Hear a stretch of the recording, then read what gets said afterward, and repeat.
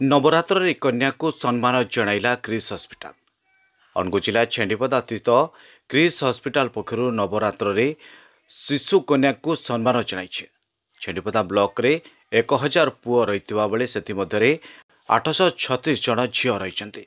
तेणु सृष्टिर आरंभ कन्याक ठारु ही होइथाय। पृथ्वी रे प्रकृति स्वरूप मां शक्तिंकर प्रतिनिधित्व करथांती। शास्त्र मत अनुसार मनुष्य प्रकृति रूपी कन्यांकर पूजा करने द्वारा मांकर आशीर्वाद प्राप्त करते। कन्या मानक ठारे देवी दुर्गा वास करथांती।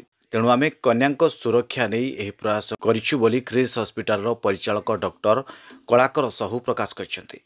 तेणु सरकार निर्देश अनुसार यह नवरात्र मध्यरे जन्मत 19टी कन्या रत्न को सुसज्जित करी नूतन वस्त्र परिधान करी सम्मान जणाइथिले।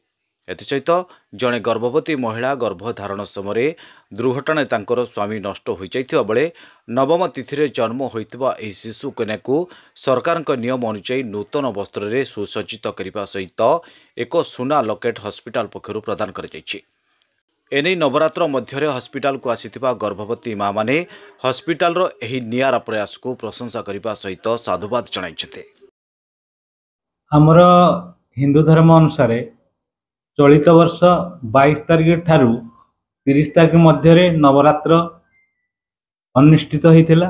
अनुगुळ जिलार छेंडीपदा ब्लॉक रो आमर पुओ 1000 थिबा बेले झियो 836 रहिचंती। जदि एमिति भाबरे चलिला किछि वर्ष आमर झियो कमी जिवे, जा फल रे कि आमर नूतन संसार तैयारी हवा पई बहुत बाधा सृष्टि हम। जदि आमे माँ को पूजा करुछंती आमे से शिशु कन्या को प्रथमे पूजा करने सहित आमे संकल्प नवा कौन सी शिशु कन्या को आमे भूल रे भी नष्ट करवा नहीं।